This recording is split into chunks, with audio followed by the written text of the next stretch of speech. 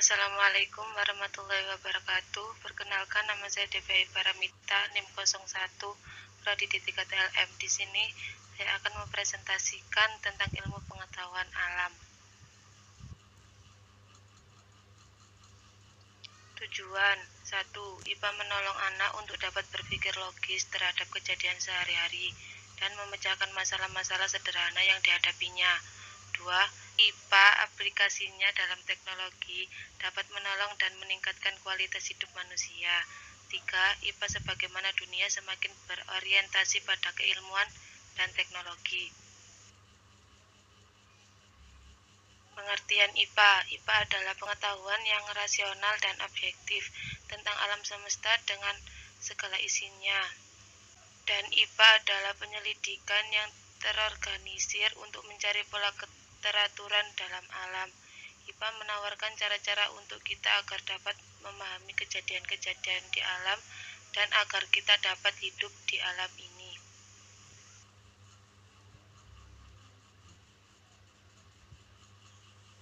Komponen IPA secara garis besar. A. IPA sebagai produk. Ilmu pengetahuan alam sebagai produk merupakan kumpulan hasil kegiatan empirik dan kegiatan analitik. B. IPA sebagai proses. IPA sebagai proses disebut juga keterampilan proses IPA atau proses IPA. Proses IPA sendiri adalah sejumlah keterampilan untuk mengkaji fenomena alam dan cara-cara tertentu untuk memperoleh ilmu dan pengembangan ilmu itu selanjutnya. C. IPA sebagai pemupuk sikap ilmiah. Sikap ilmiah adalah sikap yang dimiliki para ilmuwan dalam mencari dan mengembangkan pengetahuan baru. Misalnya objektif terhadap fakta, hati-hati, bertanggung jawab, berhati terbuka, selalu ingin meneliti.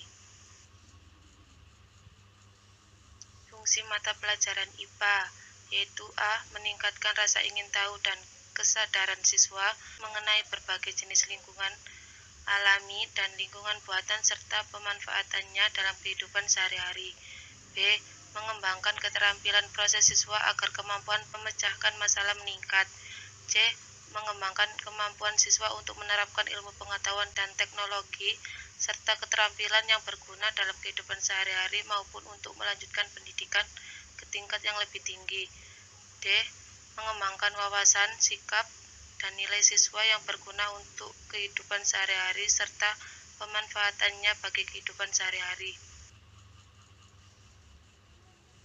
Ruang lingkup IPA. A. Makhluk hidup dan proses kehidupannya yaitu manusia, hewan, tumbuhan, dan interaksinya dengan lingkungan serta kesehatan. B. Benda atau materi, sifat-sifat dan kegunaannya meliputi cair, padat, dan gas. E. Energi dan perubahannya meliputi gaya, bunyi, panas, magnet, listrik, cahaya, dan pesawat sederhana. D. Bumi dan alam semesta meliputi tanah, bumi, tata surya, dan benda-benda langit lainnya. Standar kompetensi dan kompetensi dasar mata pelajaran IPA.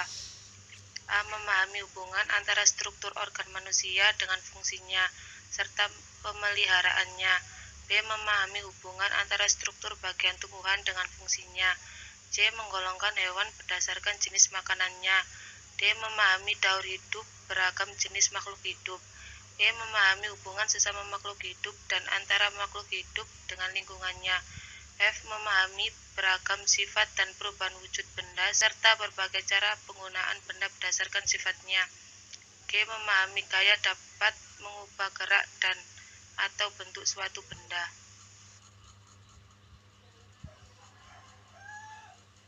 Pengertian pembelajaran SAFI.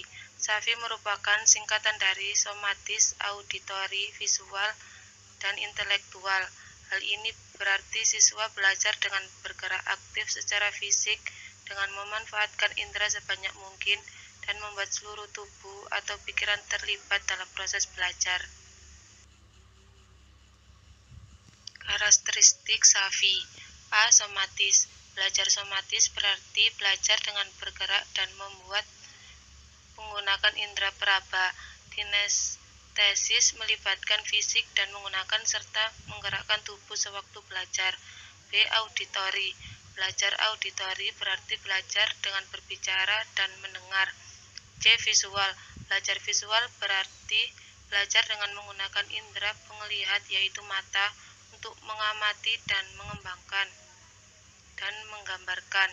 D. Intelektual.